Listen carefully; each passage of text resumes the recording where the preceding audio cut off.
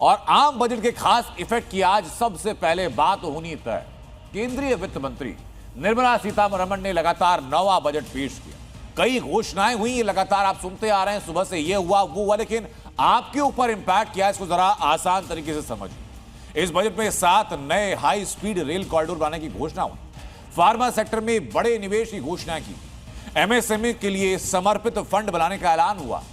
Budget में सरकार ने किसानों पर फोकस रखा, जो लगभग एक मेजॉरिटी ऑफ इंडियन इकोनॉमी को हैंडल करते हैं, और किसानों के लिए कई योजनाओं का ऐलान किया। कुल 10 पॉइंटर बताता हूं आपको, ताकि आप समझ सकें कि ये बजट आपके लिए क्या मायने रखता है, आपके कितने काम का है या बिना काम का है। सबसे पहले बात, जो नौकरी पेशा लोग हैं, जिनकी उम्मीदें थी कि टैक्स स्लैब में बदलाव होगा, टैक्स स्लैब में इस बार कोई बदलाव नहीं किया गया, लेकिन रिवाइज रिटर्न फाइल करने के लिए 3 महीने के समय को बढ़ा दिया गया। जो लोग गंभीर रोगों से ग्रस्त हैं, उनके लिए 17 कैंसर की दवाएं ऐसी हैं जिनको सस्ता किया गया, और कुल 7 दुर्लभ बीमारियों को एड्रेस किया गया, जिनकी दवाइयों को ड्यूटी फ्री किया गया, यानी वो दवाइयां और सस्ती हो। भारत के रक्षा बजट में डिफेंस बजट को 6.8 लाख करोड़ से बढ़ाया गया और 7.85 लाख करोड़ रुपए उसको कर दिया गया, यानी डिफेंस बजट में लगभग 15.5% बढ़ाया गया। उसके अलावा देश भर में 7 हाई स्पीड रेल कॉरिडोर की घोषणाएं की गई। आयुर्वेदिक एम्स खोले जाने की घोषणाएं भी की गई। हालांकि इसको लेकर के आपने सुना होगा शशि थरूर कहते हुए कि भाई केरल में आएगा कि नहीं आएगा ये हमको पता नहीं है, लेकिन आना चाहिए। मेडिकल टूरिज्म को बढ़ाने के लिए 5 मेडिकल हब भी बनाए जाएंगे। टियर 2 और टियर 3 जो शहर हैं, वहां विकास के लिए लगभग 12 लाख करोड़ रुपए घोषित किए गए। एजुकेशन को शामिल किया गया। 15,000 सेकेंडरी स्कूल और 500 कॉलेजेस में कंटेंट क्रिएटर्स की लैब एस्टेब्लिश की जाएंगी। और देश भर में करीब 800 जिले ऐसे हैं जहां लड़कियों के लिए हॉस्टल बनाए जाएंगे। अब जरा समझिए कि इस बजट का आप पर असर क्या होगा। ये तो घोषणाएं हुई, अब लेकिन घोषणाओं का सीधा मतलब ये होता है कि आम आदमी के लिए कि भाई उसकी खरीद फरोख्त की चीजें क्या सस्ती हुई हैं, क्या महंगी हुई हैं। तो जरा ये समझिए सस्ता क्या क्या हुआ है। शुगर और कैंसर की दवाएं सस्ती हुई हैं, बायोगैस सस्ती हुई है, सीएनजी सस्ती कर दी गई, माइक्रोवेव सस्ते कर दिए गए, सोलर पैनल जो कि ऑल्टरनेट एनर्जी में एक बड़ा प्रोड्यूसर बन के सामने आ रहा है, ऑल्टरनेट एनर्जी के लिए बड़ा ऑप्शन बन रहा है। उसके अलावा जूता, लेदर प्रोडक्ट, मोबाइल फोन की बैटरी, ईवी की बैटरी, विदेश यात्रा, स्पोर्ट्स इक्विपमेंट, ये सब कुछ सस्ता किया गया। उसी को मैं आपको लिस्ट यहां बता भी देता हूं। मेरे दाईं तरफ आप देख रहे हैं जो कि सस्ते की लिस्ट है, और मेरी बाईं तरफ आप देख रहे हैं महंगे की। जो शौक वाली चीजें हैं, जिसमें कि इंपोर्टेड शराब है, तो शराब पी के शौकीन लोगों को अब जेब से पैसा ज्यादा ढीला करना पड़ेगा। लग्जरी घड़ियों के जो शौकीन हैं, उनके लिए लग्जरी घड़ियां महंगी होने जा रही है। स्क्रैप यानी रद्दी जो है वो भी महंगी होने जा रही है। उसके अलावा खनिज पदार्थ महंगे होंगे, जिसका सीधा इंडस्ट्रियलाइजेशन पर असर पड़ेगा। फ्यूचर ऑप्शन ट्रेडिंग यानी एफएनओ जो है, एफएनओ में लोग डेली कमाते डेली गवाते हैं, वो भी महंगा होगा। ये सब महंगा हो रहा है तो सस्ता हो रहा है आपकी काम की चीजें। लेदर प्रोडक्ट जो है वो सस्ते होने जा रहे हैं, जिससे कि जो स्थानीय उद्योग हैं उनको सारा मिलेगा। मोबाइल फोन की जो बैटरीज हैं वो सस्ती होने जा रही हैं। ईवी की जो बैटरीज है, जो कि ईवी गाड़ी लेने में एक बड़ी समस्या बनी हुई, तो क्योंकि बैटरी बदलना मतलब कि बड़ी कॉस्ट पे करना, वो सस्ता होगा। फॉरेन टूरिज्म जो है वो सस्ता होगा। सरकार ने इस बार के बजट में रिफॉर्म और इंफ्रास्ट्रक्चर को विकास की धुरी बनाया। लेकिन विपक्ष क्या कह रहा है? विपक्ष कह रहा है कि बजट जमीन पर आम आदमी की जिंदगी में कोई बदलाव नहीं लाता। विपक्ष का कहना है कि न महंगाई पर राहत दी गई, न रोजगार की ठोस तस्वीर दिखाई गई। यानी बड़े बड़े दावों के लिए जनता के लिए यह बजट फीका है। किसान, गरीब, मजदूर की समझ से बाहर का बजट है। न ये नौकरी देगा, न रोजगार देगा। और जो इंफ्रास्ट्रक्चर की बात कर रहे हैं, यूपी को इंफ्रास्ट्रक्चर में बहुत पीछे कर दिया है। विपक्ष क्या करेगा? विपक्ष हमारा समर्थन करेगा। छोड़िए जा वो कहते हैं, बोलने वाले बोलते रहेंगे, हमारा काम है काम करना। और जिस तरह का ये बजट है, ये 2047 विकसित भारत का खाका इसमें है। इसके अंदर कुछ है ही नहीं, खाली डब्बा है। पहले तो हम सोच रहे थे कि नई पैकिंग में पुराना माल मिल जाएगा, लेकिन इसमें तो पुराना कुछ भी नहीं है। इसमें तो कुछ है ही नहीं। ना इसमें नौजवान है, ना किसान है, ना इसके अंदर छोटा उद्योगपति है। इसके अंदर किसी के लिए कुछ नहीं है। आम आदमी का तो इसमें जिक्र ही नहीं। तो ये पूरा दिखाता है कि हम सबका साथ सबका विकास करना चाहते हैं, प्रत्येक एरिया का विकास करना चाहते हैं। इस बजट की ये सबसे बड़ी खासियत है। आपने विपक्ष के आरोप सुन लिए, आपने सरकार का डिफेंस सुन लिया, लेकिन अब आपको सुनवाता हूं कि बजट को लेकर रेल मंत्री ने क्या कहा है। इस बार बजट में क्या कुछ खास है जनता के लिए, इस पर बात करने के लिए हमारे साथ रेलवे, सूचना और आईटी मंत्री हैं अश्विनी वैष्णव जी। बहुत बहुत स्वागत है अश्विनी वैष्णव जी जी न्यूज़ में। धन्यवाद सर। मेरा पहला सवाल रेलवे के लिहाज से, चूंकि रेलवे आम जनता की सवारी है, मेरा सवाल यह है कि बजट में सबसे बड़ी प्राथमिकता रेलवे के लिए इस बार क्या रहने वाली है, जो बजट आपको मिला है, एलोकेट हुआ? रेलवे के लिए बजट 2,78,000 करोड़ का रिकॉर्ड बजट दिया गया। मैं माननीय वित्त मंत्री जी को, माननीय प्रधानमंत्री जी को धन्यवाद देना चाहूँगा। सारा फोकस है रेलवे की सेफ्टी पे। 1,20,000 करोड़ इसमें रेलवे की सेफ्टी पे दिया जाएगा और बहुत फोकस किया जाएगा कि किस तरह से रेलवे के ट्रैक मेंटेनेंस, रेलवे के कोच मेंटेनेंस, वैगन मेंटेनेंस, लोको मेंटेनेंस, ओवरहेड इलेक्ट्रिकल सिस्टम का मेंटेनेंस और सेफ्टी पे मैक्सिमम फोकस है। नई जनरेशन की गाड़ियाँ 160 वंदे भारत सर्विसेज चल चुकी हैं और तेज़ी से आगे बढ़ रही हैं और भी ज़्यादा।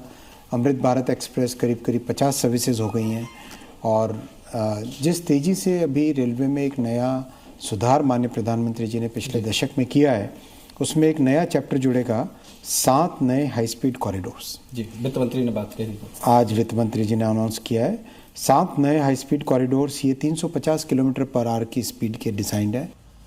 बजट 2024, इसमें उत्तर प्रदेश को क्या क्या सौगातें मिली हैं, जो कि क्षेत्रफल और आबादी के लिहाज से सबसे बड़ा देश है। ये क्या क्या सौगातें मिली, और कहा जा रहा है कि सिर्फ घोषणाएं नहीं हैं बल्कि विकास की नई तस्वीर पेश करती हैं। प्रधानमंत्री नरेंद्र मोदी की चुनावी नगरी, जहां से वो चुनावी द्वंद्व लड़ते हैं, काशी को लॉजिस्टिक हब बनाने से लेकर के high speed rail, health infrastructure, महिला सशक्तिकरण और सेमीकंडक्टर एआई तक, ये साफ है कि केंद्र ने यूपी को ग्रोथ के इंजन के तौर पर देखा और मजबूत इंफ्रास्ट्रक्चर से यूपी में विकास और रफ्तार दोनों। बजट 2026 में उत्तर प्रदेश को सबसे बड़ी सौगात इंफ्रास्ट्रक्चर सेक्टर में मिली है। खास तौर पर काशी को केंद्र सरकार ने लॉजिस्टिक्स और ट्रांसपोर्टेशन हब के रूप में विकसित करने का संकेत दिया है। वाराणसी में गंगा नदी पर पानी के जहाजों की मरम्मत के लिए पोर्ट बनाने का ऐलान किया गया है। इसके साथ ही एक लॉजिस्टिक हब भी विकसित किया जाएगा, यानी 2 से 3 हजार लोगों को रोजगार मिलेगा। गंगा जलमार्ग से माल ढुलाई सस्ती होगी और हैंडलूम, लकड़ी, ओडीओपी उत्पादों को देश विदेश भेजने में आसानी होगी। यूपी को 1500 किलोमीटर के 2 हाई स्पीड रेल कॉरिडोर की भी सौगात मिली है। पहला Delhi Varanasi high speed rail corridor और दूसरा Varanasi Siliguri high speed rail corridor. High speed rail corridor में ट्रेनों की रफ्तार 300 से 350 किलोमीटर प्रति घंटा होगी, जिससे दिल्ली से वाराणसी की दूरी 4 से 5 घंटे में तय की जा सकेगी, जो अभी 11 से 12 घंटे लगते हैं, जिसकी वजह से व्यापार और पर्यटन को बढ़ावा मिलेगा। साथ ही सड़क और हवाई यातायात पर भी दबाव कम होगा। यही नहीं, स्टेशनों के आसपास नई टाउनशिप और रोजगार के मौके बढ़ेंगे। हालांकि इस प्रोजेक्ट को पूरा होने में करीब 15 साल लगेंगे। 12 लाख करोड़ रुपए से अधिक की पूंजी कैपिटल एक्सपेंडिचर के लिए, एक सुदृढ़ इंफ्रास्ट्रक्चर के लिए बजट में प्रावधान करना,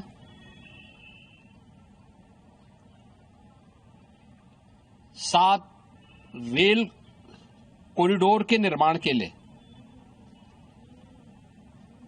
प्रावधान करना, अलग अलग सेक्टर में रिफॉर्म को लेकर के जो बजट प्रस्तुत किया गया है, यह आम नागरिकों के जीवन को सहज और सरल बनाने में मदद करेगा। इसके अलावा हेल्थ सेक्टर में भी यूपी के लिए सौगातों की बारिश हुई है। यूपी के सभी जिलों में इमरजेंसी और ट्रॉमा सेंटर, जिला अस्पतालों की क्षमता 50% तक बढ़ेगी। कैंसर और डायबिटीज की दवाएं सस्ती होंगी। मानसिक स्वास्थ्य और ट्रॉमा केयर को मजबूती मिलेगी। इसके अलावा महिला सशक्तिकरण बजट की बड़ी थीम रही। यूपी के सभी 75 जिलों में एक गर्ल्स हॉस्टल, कामकाजी महिलाओं के लिए हर जिले में छात्रावास, लखपति दीदी के बाद ग्रामीण महिलाओं के लिए श्री मार्ट, जहां उनके उत्पादों को बाजार मिलेगा। इसके अलावा यूपी में सेमीकंडक्टर और एआई की एंट्री हुई है। केंद्र सरकार ने सेमीकंडक्टर मिशन 2.0 की शुरुआत की है। नोएडा में सेमीकंडक्टर डिजाइन और मैन्युफैक्चरिंग पार्क बनेगा। इसके साथ ही एआई सिटी विकसित करने के लिए भी सहायता दी गई। भारत की अर्थव्यवस्था को तेजी के साथ आगे बढ़ाने में यह बजट मददगार साबित होगा। युवाओं के लिए, महिलाओं के लिए, अन्नदाता किसानों के लिए, उद्यमियों के लिए, आम नागरिक के लिए भी ये नए अवसर को प्रदान करने वाला बजट है। मैं बजट के प्रावधानों का स्वागत करता हूं। योगी सरकार के विकास मॉडल ने यूपी की पहचान बदली। कभी बीमारू कहे जाने वाले यूपी को आज निवेश का ड्रीम डेस्टिनेशन बना दिया गया। मजबूत कानून व्यवस्था, बेहतरीन infrastructure, ease of doing business, इसी के भरोसे यूपी अब आत्मनिर्भर भारत की रीढ़ बन रहा। बजट से पहले योगी का फोकस साफ, निवेश, रोजगार और विकास।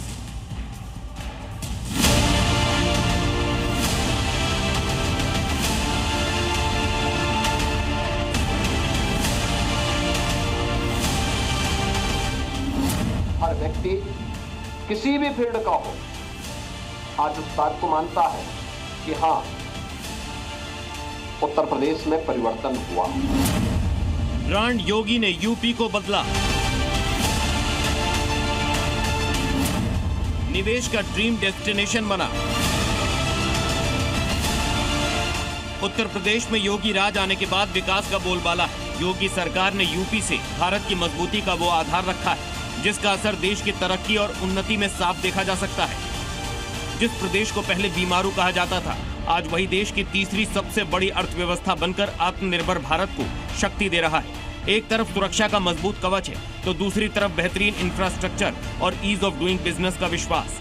और ये सब संभव हो पाया है सीएम योगी की दूरदर्शी सोच और निवेश के लिए यूपी की ओपन पॉलिसी की वजह से।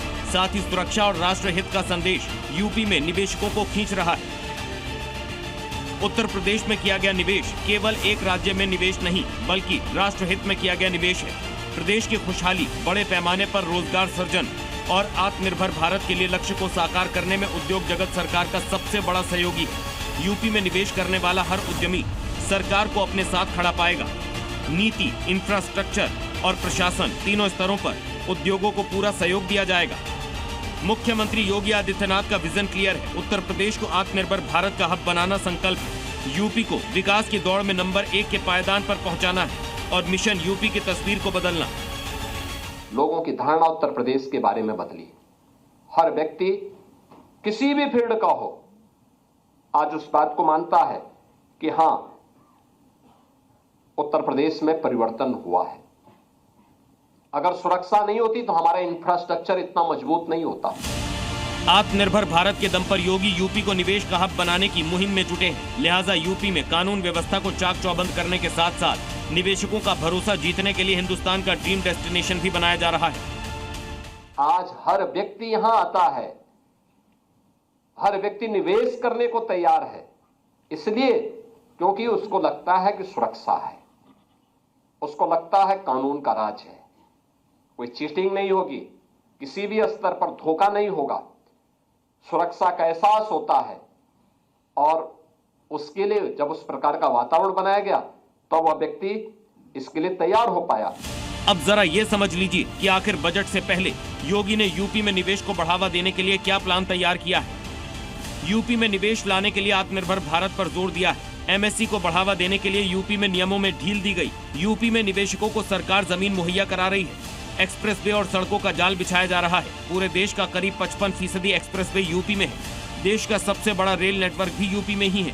यूपी में डिफेंस कॉरिडोर पर जोर दिया जा रहा है। यूपी में ब्रह्मोस से सुई तक का निर्माण हो रहा है। जाहिर है यूपी अब रुकावटों का नहीं, अवसरों का प्रदेश है। यहाँ आपका निवेश विकसित भारत का संदेश है, राष्ट्रहित की गारंटी है। ब्यूरो रिपोर्ट, जी मीडिया। अब मैं दिखाता हूं आपको योगी फोर्स का बुलेट बजट। योगी फोर्स का एक्शन लगातार अपराधियों की कमर तोड़ रहा है। यूपी में गैंगस्टर एक्ट, संभल में खौफ में आरोपी, हरदोई में मुठभेड़।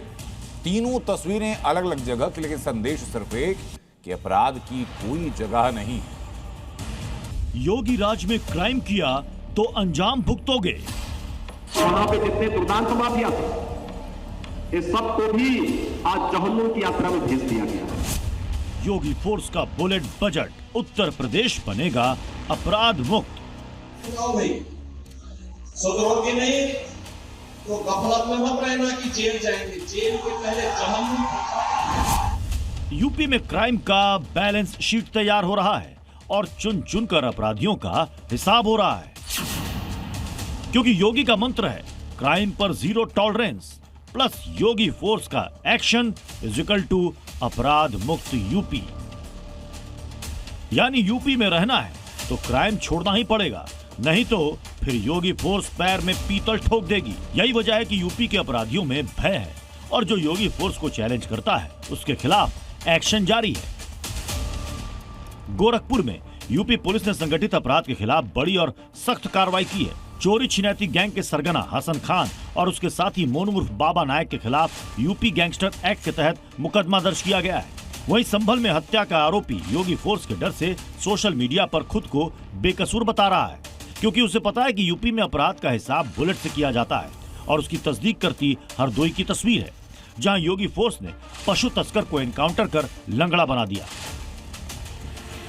गोरखपुर में संगठित अपराध के खिलाफ पुलिस ने बड़ी कार्रवाई की है। चोरी और लूट की वारदातों से दहशत फैलाने वाले गैंग के सरगना हसन खान और उसके करीबी मोनू उर्फ बाबा नायक पर यूपी गैंगस्टर एक्ट के तहत शिकंजा कसा गया। ये गैंग लंबे समय से गोरखपुर समेत कई जनपदों में आपराधिक वारदातों को अंजाम दे रहा था। गैंगस्टर एक्ट के अभियोग में अन्य आवश्यक वैधानिक कार्रवाई सुनिश्चित की जाएगी एवं उक्त दोनों अभियुक्तों द्वारा अपराध से जो भी चल अचल संपत्ति अर्जित की गई है उनका जब्तीकरण सुनिश्चित किया जाएगा। अब संभल की तस्वीर देखिए। ये शख्स हत्या का आरोपी है, लेकिन योगी फोर्स का खौफ ऐसा है कि खुद अपनी बेगुनाही साबित करने में जुटा है और इस पर संभल में ग्राम प्रधान चुनाव के दौरान महिला की हत्या करने का आरोप है, लेकिन ये खुद ही वीडियो जारी कर पुलिस से गुहार लगा रहा है। जांच में साथ देने की बात कर रहा है, हालांकि सामने आने की हिम्मत नहीं कर रहा। सुभाष का दावा है कि ग्राम प्रधान चुनाव की रंजिश में उसे फंसाया जा रहा है। आरोपी ने पथराव और फायरिंग की सूचना खुद पुलिस को देने की बात कही। सीसीटीवी फुटेज में अपनी मौजूदगी स्वीकार करते हुए जांच की मांग की। मेरा एसपी साहब से बहुत अनुरोध है कि इसमें कृपया निष्पक्ष जांच कराकर जो भी इसमें दोषी हैं उनके खिलाफ सख्त से सख्त कानूनी कार्रवाई करने की कृपा करें। इस बीच योगी फोर्स का एक्शन हरदोई में देखने को मिला, जहां पुलिस और पशु तस्करों के बीच मुठभेड़ हो गई। इस दौरान पुलिस ने 3 शातिर पशु तस्करों को गिरफ्तार किया, जिनमें एक बदमाश पुलिस की जवाबी कार्रवाई में गोली लगने से लंगड़ा हो गया। ब्यूरो रिपोर्ट, जी मीडिया। अब मैं दिखाता हूं आपको बुलडोजर मॉडल की एक और तस्वीर। यूपी से मध्य प्रदेश तक अपराधी माफिया कब्जा गैंग पर ऐसा ही प्रहार है। बुलडोजर अतिक्रमणकारियों पर भी हावी है। मथुरा की तस्वीर जरा देखिए। अतिक्रमण के आरोप में 261 मकानों पर बुलडोजर एक्शन होने वाला है।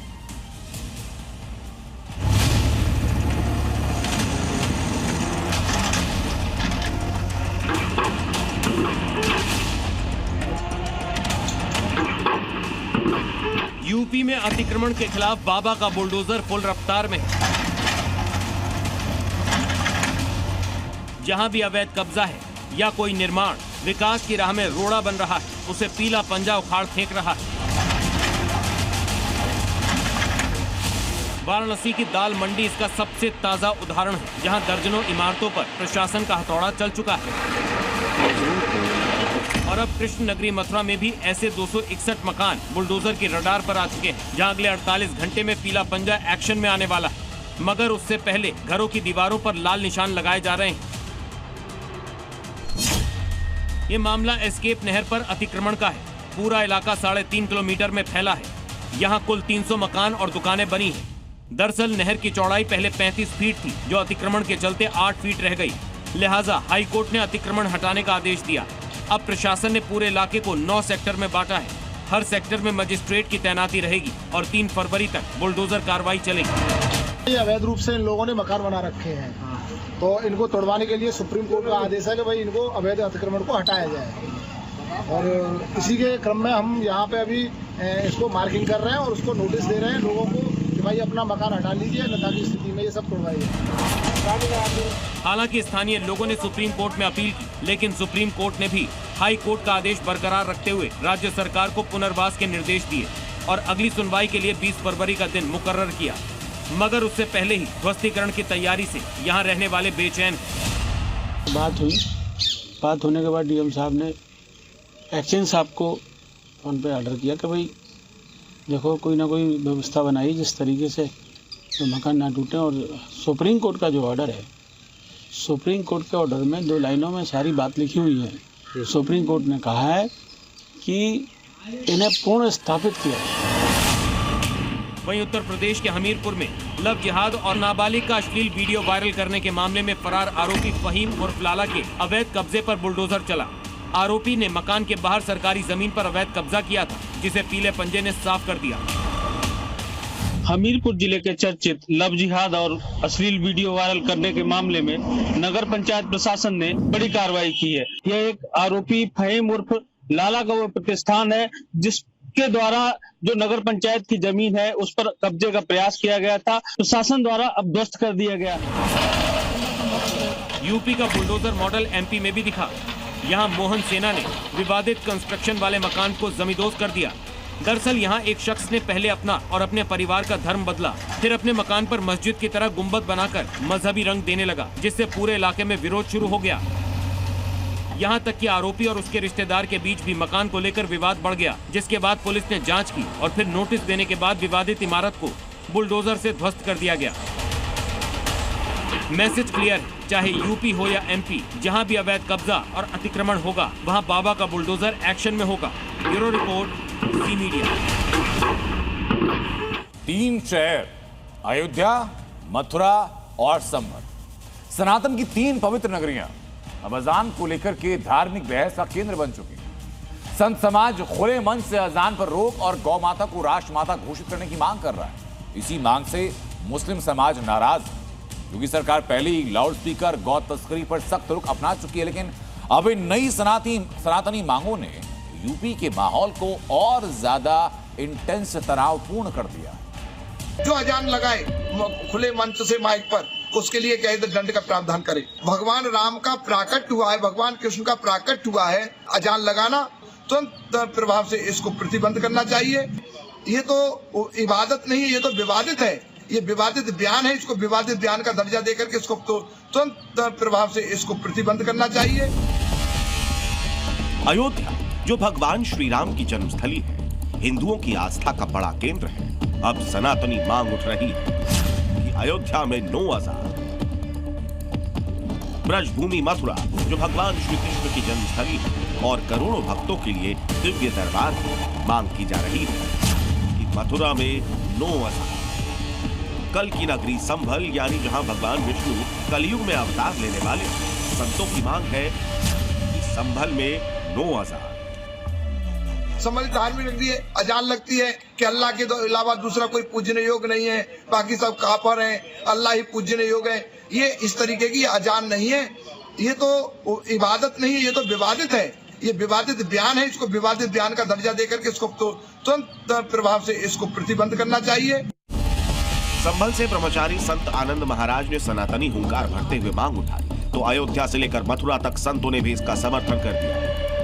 सभी धार्मिक स्थल अयोध्या, मथुरा, काशी, चित्रकूट, नैमिषारण्य और संभल जैसे पावन स्थल पर जो जहाँ भी मस्जिद है उससे अजान नहीं पढ़ा जाए। धार्मिक तीर्थ स्थलों में न सिर्फ इस प्रकार के इबादत जो पॉल्यूशन को जन्म देते हैं उन्हें प्रतिबंधित करना चाहिए। जितने धार्मिक स्थल हैं अयोध्या, चित्रकूट, मथुरा और संभल, ये सब जगह जो मस्जिदों में अजान होता है उस पर रोक लगाना चाहिए। सनातनियों के खिलाफ साजिश रचते हैं। मंदिरों से हमारे चाहे मथुरा हो, चाहे काशी हो, चाहे अयोध्या हो, चाहे वृंदावन हो, जितने भी धार्मिक स्थल हैं वहां से अजान और नमाज की जो आवाजें हैं, इनके जो हार्न के साउंड हैं, इनको बंद किया जाना चाहिए। हालांकि हिंदू धार्मिक स्थलों पर अजान बंद कराए जाने की मांग पर यूपी के भाईजान भड़के हुए हैं। हमें किसी की किसी के लिए भेदभाव नहीं करना चाहिए और सबका समर्थन करना चाहिए। भारत सारे धर्मों का देश है और यहाँ पर सारे धर्म को अपने अपने तरीके से पूजा पाठ करने का अधिकार है। कानून में सबके मजहब को पूरा का पूरा अधिकार है। किसी भी मजहब के प्रति न कोई बंदिश हो सकती, न कहीं अजान बंद होंगी। ये अजान बंद कर लो, नमाजें बंद कर दो, नमाजें बंद नहीं होने की। नमाजें होंगी, घरों में होंगी, किचन में होंगी, कहीं भी पढ़ेंगे। सिर्फ अजान ही नहीं, ब्रह्मचारी संत आनंद महाराज ने सीएम योगी से यूपी में गौ माता को राज्य माता घोषित करने की मांग कर दी। जितने भी गौरक्षों पे केस लगे हुए माननीय योगी जी, आप उनको वापस लीजिए और गौ माता को राज्य माता का दर्जा दे करके नई पहल कीजिए। एक तरफ आजान तो दूसरी तरफ गौ माता को राज्य माता बनाने की सनातनी मांग। हालांकि यूपी में योगी सरकार ने पहले ही क्लियर कर दिया है कि लाउड स्पीकर लाउड नहीं बजेगा और गोवंश के कटने पर भी रोक लगी है। मगर अब अयोध्या, मथुरा और संभल जैसे तीर्थ स्थलों में आजान बंद करने और गौ माता को राज्य माता बनाए जाने की नई डिमांड से यूपी का पारा चढ़ गया है। ब्यूरो रिपोर्ट, जी मीडिया। बात कंगाल पाकिस्तान की, जिसे उसके अपने दोस्त ने झटका दिया। पिछले कुछ सालों में एक दूसरे के साथ दिखने वाले तुर्की पाकिस्तान के बीच पहली बार दरार आई। आखिर किस बात पर दो मुस्लिम मुल्कों के बीच खींचतान है? क्यों इस्लामिक नेटो का प्लान फेल हो गया है? पूरी कहानी इस रिपोर्ट में समझिए। मुल्ला मुनीर से अर्दोवान खफा, कौन है मुस्लिमों का खलीफा? इस्लामिक नेटो प्लान, पाक तुर्की में खींचतान, मुस्लिम मुल्कों में टकराव, किस बात पर तनाव?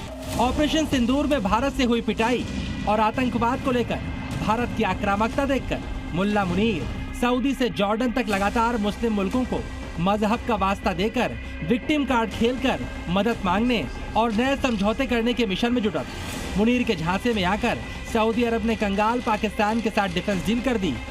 खबर थी तुर्की भी इस डील में शामिल हो सकता है, जिसके बाद लंबे वक्त से चर्चा में रहे इस्लामिक नेटो का ब्लूप्रिंट सामने आ जाएगा। लेकिन अर्दोवान ने मुल्ला मुनीर को तगड़ा झटका दे दिया है। सऊदी पाकिस्तान के साथ आने से तुर्की ने साफ इनकार कर दिया है। दो मुस्लिम देशों के रणनीतिक रक्षा समझौते में तुर्की शामिल नहीं होगी। सऊदी सेना के टॉप अफसर ने तुर्की को लेकर जानकारी दी।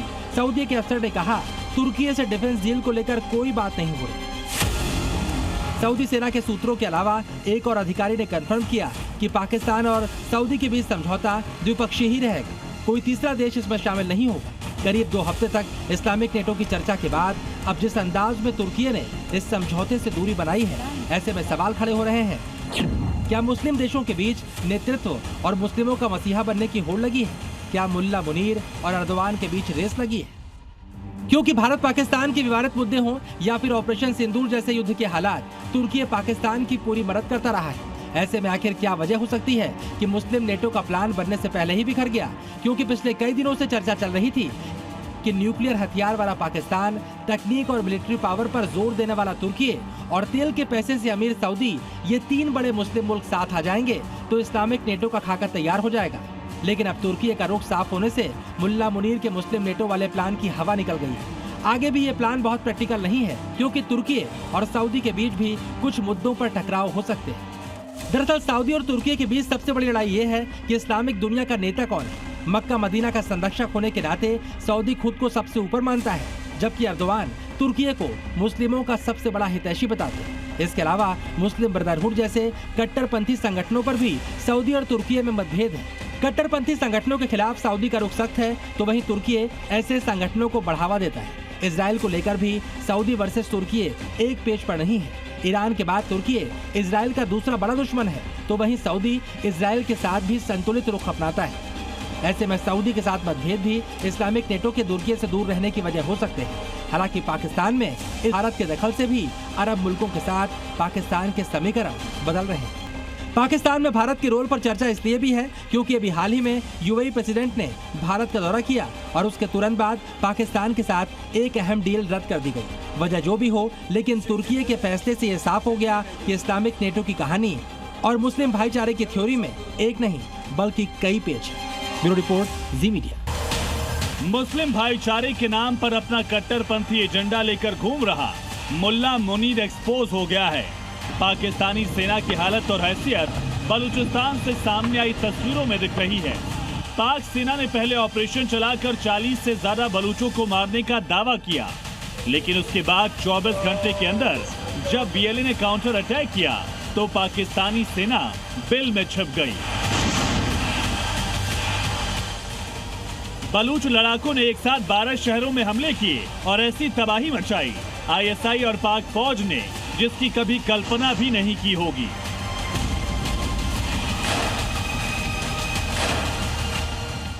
पुलिस स्टेशन जला दिए, क्वेटा नुश्ती में पूरा इलाका धुआं धुआं। धमाके और फायरिंग से पूरा बलूचिस्तान दहल उठा।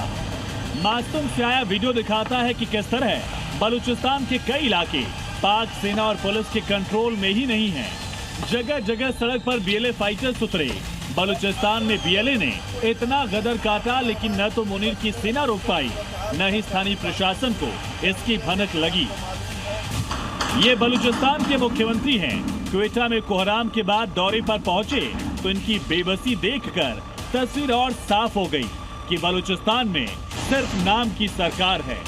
बलूच लड़ाकों ने जब अपने पलटवार से पूरे पाकिस्तान में हड़कंप मचा दिया तो इनके पास वहां के सीएम आंसू बहा रहे हैं। ये बिलावल की पार्टी से आते हैं, मुनीर की आर्मी का पूरा सपोर्ट है, लेकिन इनके पास रोने के सिवा कोई दूसरा रास्ता नहीं है, क्योंकि बलूचिस्तान में आम लोग भी लड़ाकों का साथ देते हैं और इस बार तो बीएलए के लड़ाके भी बड़ी संख्या में सड़क पर उतरे। बलूचिस्तान की आजादी की इस नई जंग को बीएलए ने ऑपरेशन हेरोफ 2.0 का नाम दिया। बीएलए के मुताबिक हमले में 84 पाकिस्तानी सुरक्षा कर्मियों को मारा गया। 14 शहरों में एक साथ 48 ठिकानों पर हमला किया, 30 सरकारी इमारतों पर कब्जा किया, सेना पुलिस की 24 गाड़ियां फूंक दी, 4 जगह फिदायीन धमाके किए। हमलों में 7 लड़ाके भी शहीद हुए। बलूच लड़ाकों ने सबसे ज्यादा सरकारी इमारतों को ही टारगेट किया। पाक सेना ने हमलावरों को रोकने के लिए हेलीकॉप्टर और ड्रोन की मदद ली, तो कई जगह बीएलए फाइटर्स भी ड्रोन का इस्तेमाल करते दिखे। बलूचिस्तान में तस्वीरें तबाही की गवाही दे रही हैं, लेकिन हर बार की तरह फिर एक बार पाकिस्तान की बेशर्म फौज ने हमला नाकाम करने का दावा किया। पाक फौज ने कहा कि हमले के दौरान 92 बलूच लड़ाकों को मार गिराया, 15 सुरक्षा कर्मियों की जान गई, 18 आम नागरिकों की मौत हुई। इन आंकड़ों के साथ पाक आर्मी भले ही हालात काबू में होने का दावा कर रही है, लेकिन बलूचिस्तान में हालात कितने विस्फोटक हैं ये पूरी दुनिया जानती है। लेकिन बलूचिस्तान में हालात कितने विस्फोटक हैं ये पूरी दुनिया जानती है। मुल्ला मुनीर को लगता है कि वो बलूचों का दमन करके आजादी की आवाज दबा देगा, लेकिन सच्चाई ये है कि पाकिस्तान का सबसे बड़ा प्रांत, करीब 44% इलाके वाला बलूचिस्तान कभी भी अपनी आजादी का ऐलान करने की तरफ अब आगे बढ़ रहा है। ब्यूरो रिपोर्ट, जी मीडिया। अब खबर पाकिस्तान को लगे एक और झटके की। डिफेंस बजट में भारत ने एक और बूस्टर डोज दी। केंद्रीय बजट का सबसे ज्यादा हिस्सा रक्षा मंत्रालय को दिया गया। ऑपरेशन सिंदूर की सफलता का जिक्र, हथियार खरीद का बजट बढ़ने से सरहद पार पाकिस्तान में खलबली मचना तय है। अब हिंद सुरक्षा के लिए भारत की तैयारी, पाकिस्तान की बौखलाहट का कनेक्शन, इस रिपोर्ट में जरा समझिए। चीन और पाकिस्तान सीमा पर चुनौतियों को देखते हुए भारत ने डिफेंस को लेकर 2 अहम फैसले किए हैं। सबसे पहला कदम है कुल रक्षा बजट में 15% का इजाफा, जिसे लेकर हर तरफ चर्चा हो रही है। पिछले वित्त वर्ष में रक्षा के लिए 6.81 लाख करोड़ रुपए आवंटित किए गए थे, जबकि इस बार 7.85 लाख करोड़ रुपए का बजट रखा गया है। लेकिन रक्षा को लेकर सबसे बड़ा कदम है डिफेंस कैपेक्स, यानी हथियार खरीद पर खर्च का कोटा 22% बढ़ा दिया गया है। पिछले वित्त वर्ष में डिफेंस कैपेक्स 1.8 लाख करोड़ रुपए था, जबकि इस बार 2.19 लाख करोड़ रुपए रखे गए हैं। हथियार पर खर्च में 22% इजाफे का मतलब है कि सीमाओं पर तनाव और टकराव की स्थिति के लिए भारत हर वक्त सतर्क रहना चाहता है। इसी दिशा में सरकार ने एक और अहम कदम उठाया है। डिफेंस और एविएशन सेक्टर में स्पेयर पार्ट्स पर बेसिक ड्यूटी हटा दी गई है। Civilian training and other aircrafts. It is proposed to exempt basic customs duty on raw materials imported for the manufacture of parts of aircraft to be used in maintenance, repair or overall requirements by units in the defense sector. सरकार के इस फैसले से रक्षा उपकरणों के निर्माण और मरम्मत में कम समय लगेगा। डिफेंस सेक्टर को रफ्तार देने के लिए भारत का सबसे ज्यादा फोकस आत्मनिर्भरता पर है। इसके आगे भी मेक इन इंडिया को प्राथमिकता दी जाएगी, ताकि समय पर सेनाओं को आधुनिक हथियार मिल सके और हर वक्त युद्ध स्तर की तैयारी रहे। इसके अलावा जहाज पनडुब्बियों का बेड़ा बढ़ाने, फाइटर जेट एयरक्राफ्ट की डील में तेजी लाने की पहल की जाएगी। आने वाले दिनों में भारत राफेल लड़ाकू विमान और पनडुब्बियों की खरीद बढ़ाने जा रहा है। भारत के डिफेंस प्लान से पड़ोसी पाकिस्तान में हड़कंप मचा हुआ है।